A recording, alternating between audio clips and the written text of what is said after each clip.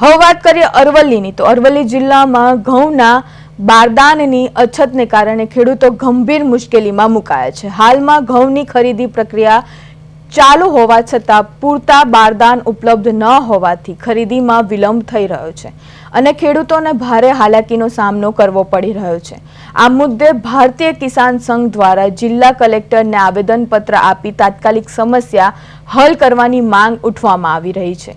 ખેડૂતોનું કહેવું છે કે બારદાનના અભાવે ખરીદી પ્રક્રિયા પ્રભાવિત થઈ રહી છે અને તેમની ઉપજ સમયસર વહેંચાઈ શકતી નથી। થોડા સમય પહેલા મોડાસા ગોડાઉન ખાતે પણ ખેડૂતોમાં ભારે રોષ જોવા મળી રહ્યો હતો।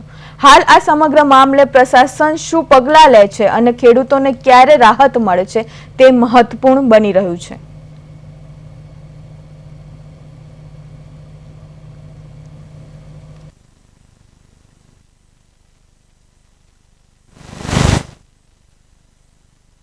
ઓછા બારદાન હોવાની જાણકારી મળે છે।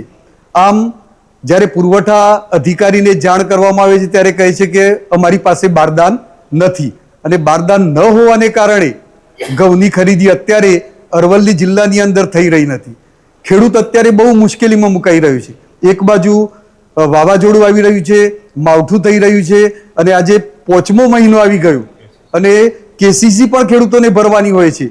એમ લગ્ન સિઝન પણ હોય છે, જેના કારણે ખેડૂતો જે છે એ ખૂબ ભીષમાં મુકાઈ